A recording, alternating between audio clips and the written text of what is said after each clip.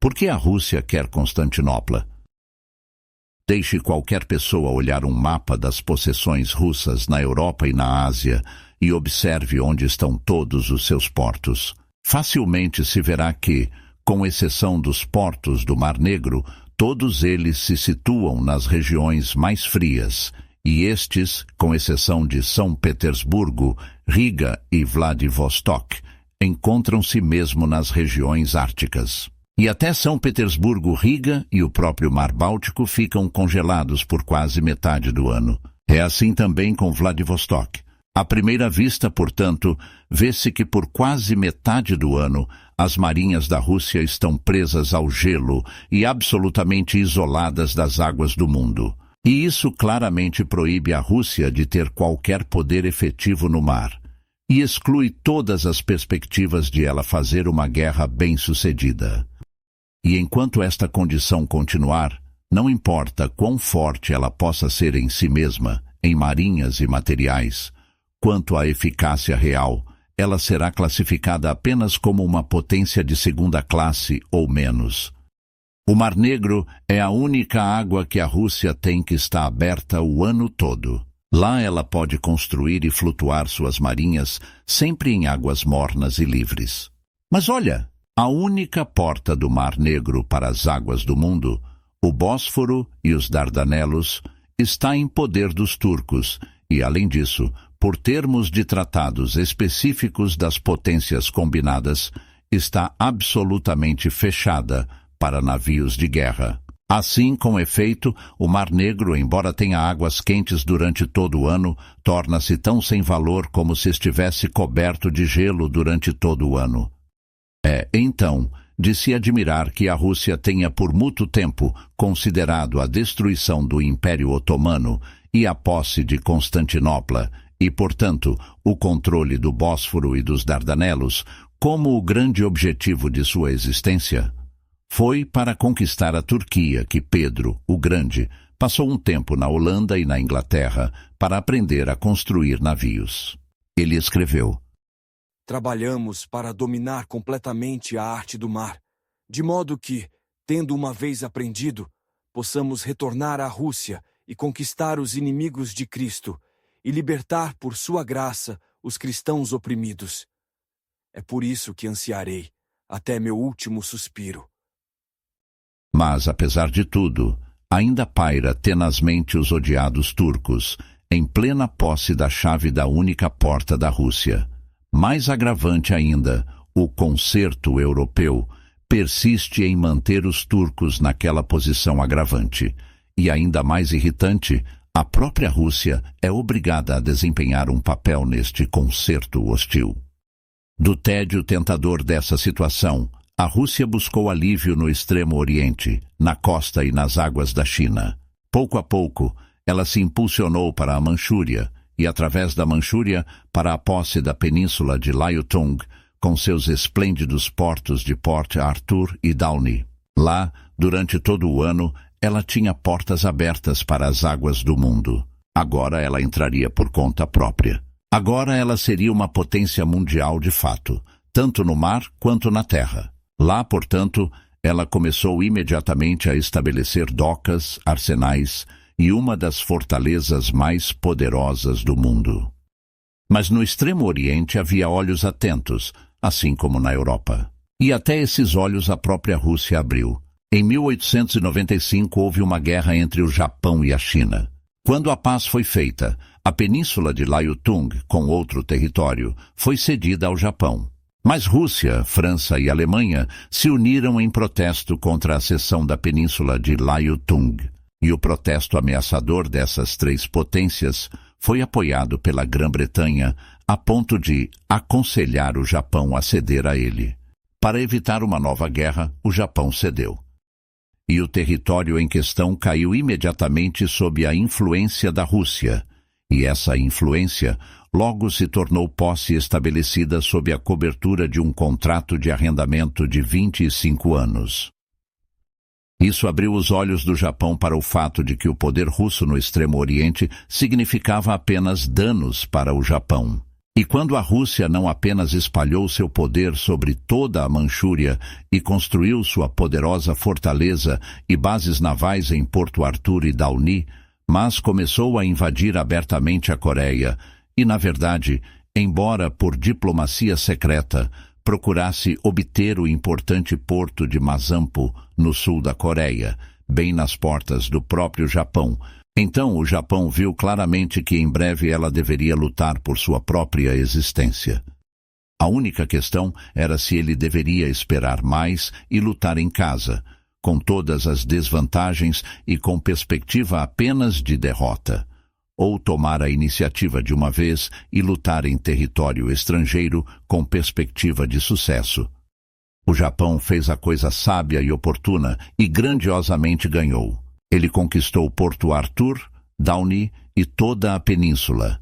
Destruiu o poder da Rússia na Manchúria, certificou-se da Coreia e, por uma aliança ofensiva e defensiva com a Grã-Bretanha, isolou a Rússia para sempre de qualquer porto de águas quentes e de toda esperança de qualquer poder efetivo nos mares orientais. E a jogou de volta às condições anteriores em que a tomada de Constantinopla é sua única esperança. A Rússia percebeu isso instantaneamente. Na verdade, era impossível para ela não perceber. E com ela, o mundo inteiro percebe isso. E na medida em que nenhum outro cálculo é feito agora, e a certeza de que as admissões e até os preparativos estão sendo feitos de acordo. E as condições para isso estão praticamente prontas. A cada passo que a Rússia deu neste curso desde a época de Catarina II, ela de alguma forma encontrou a Grã-Bretanha. Em todas as tentativas que ela fez em Constantinopla, ela se viu reprimida de tal maneira que podia ver claramente a mão da Grã-Bretanha como predominante nisso. Isso tem sido evidente repetidamente e por tanto tempo, que agora o mundo inteiro reconhece que os assuntos da questão oriental estão predominantemente entre a Rússia e a Grã-Bretanha, e que a própria questão oriental é agora mais do que qualquer outra coisa, uma disputa diplomática e estratégica entre a Grã-Bretanha e a Rússia. Neste concurso, deve-se confessar que, embora a Rússia às vezes deu o que parecia ser um golpe de mestre, mas a longo prazo, a vantagem permanente foi da Grã-Bretanha. Disto, o mapa da Europa e da Ásia, como estão hoje, politicamente, são uma testemunha notável e eloquente. No artigo anterior sobre esse assunto, foi dito como, começando em Constantinopla, as esferas de influência das potências se estenderam por toda a Ásia até o Oceano Pacífico. Grã-Bretanha e Rússia têm sido os principais nisso. E é a rivalidade mútua e o ciúme que tem sido a causa disso. Foi ali demonstrado que as possessões e as esferas de influência da Rússia compreendem as partes norte e nordeste da Ásia Menor, Pérsia, norte do Afeganistão, Sibéria e norte da China, exceto a Manchúria, até o Pacífico, enquanto as esferas de influência da Grã-Bretanha compreendem Chipre e a costa sul da Ásia Menor, Egito, Arábia, Índia, Tibete, o coração da China e, por meio de sua aliança com o Japão, tudo da China até Kamchatka. Veremos com isso que em nenhum lugar a Rússia alcança qualquer água disponível, enquanto a Grã-Bretanha o faz em todos os lugares. E os detalhes apenas tornam isso mais enfático. Começando na ponta de Kamchatka, a aliança ofensiva e defensiva da Grã-Bretanha com o Japão dá a ela contra a Rússia todas as águas do Extremo Oriente. Por acordo definitivo com a Rússia, todo o vale do Yangtze-Kiang, que em todos os sentidos é o coração da China, está a esfera de influência da Grã-Bretanha. Pela expedição do coronel Young Husband ao Tibete e pelo tratado feito na capital de lá, a influência britânica deve sempre ser predominante lá.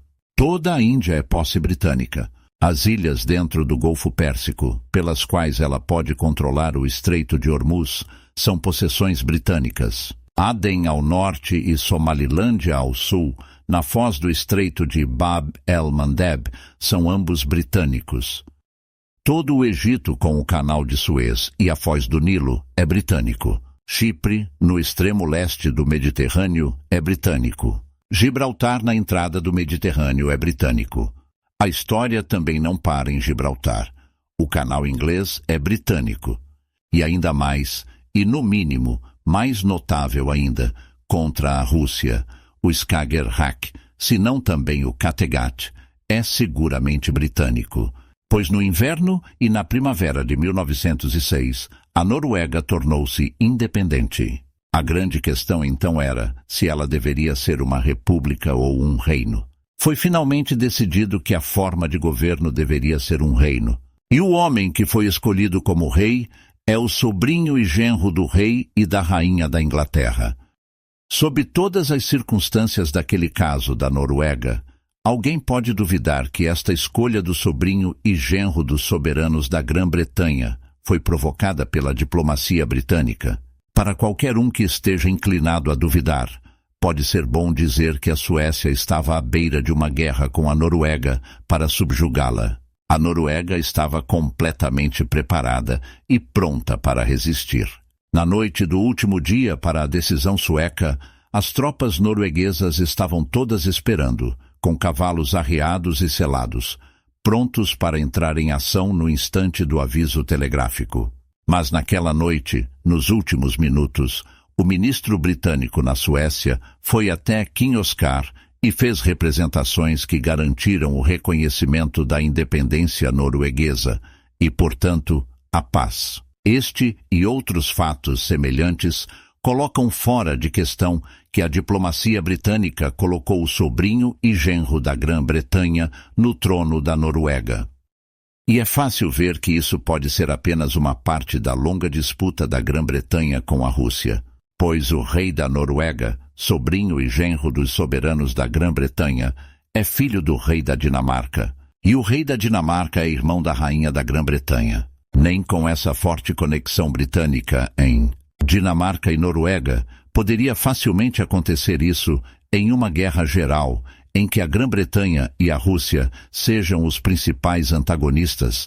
A Noruega e a Dinamarca ficariam com a Grã-Bretanha. E com isso a Grã-Bretanha poderia absolutamente fechar o Kattegat contra a Rússia. E se assim fosse, a Grã-Bretanha teria a chave de todas as portas da Europa e da Ásia, e poderia fechar todas elas contra a Rússia.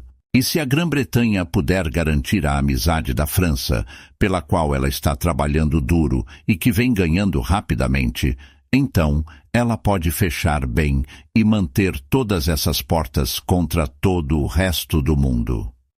Que alguém pegue um mapa da Europa e da Ásia e, começando com a Noruega e a Dinamarca, desenhe uma corrente ao longo dos pontos de vantagem da Grã-Bretanha: o Canal Inglês, Gibraltar, Malta, Chipre, a Foz do Nilo, o Canal de Suez, o Estreito de Bab el-Mandeb, dentro do Estreito de Hormuz, toda a Índia, Tibete, o coração da China para Xangai, Weihai, Wei, no ponto oposto a Porto Arthur, Hong Kong, depois, por sua aliança com o Japão, Formosa e as ilhas do Japão até a ponta de Kamchatka, depois ao longo do paralelo 50º através de Saghalien, depois descendo e atravessando o Mar do Japão para a linha do norte da Coreia, depois descendo o Yalu e atravessando a península até Porto Arthur.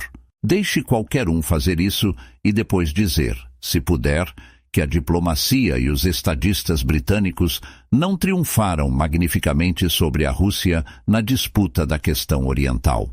Em toda a história do mundo, nunca houve um problema de cabeça mais longa, nem resolvido com mais sabedoria, do que este tão esplendidamente aperfeiçoado pelos estadistas da Grã-Bretanha. E agora, a influência disso na Rússia, envolvendo Constantinopla.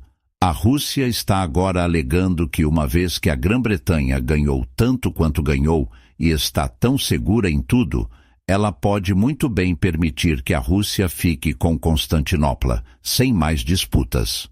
Mais do que isso, um importante jornal britânico defendeu abertamente que a Grã-Bretanha faça exatamente isso, de dizer à Rússia: tome Constantinopla assim que estiver pronta. Não faremos objeções. Não vale a pena nossa contenda por enquanto. Além disso, a última história sobre o assunto, publicada apenas no ano passado, traz as seguintes duas frases sinistras. Nunca as perspectivas na Turquia foram tão sombrias e deploráveis como hoje. O perigo paira em todos os cantos. Em todos os lugares, a espada de Damocles paira sobre o domínio otomano. E essa é a perspectiva, sim. Essa é a brilhante perspectiva de a Rússia em breve possuir Constantinopla. E quando ela conseguir, o que vai acontecer? Esse será o próximo estudo.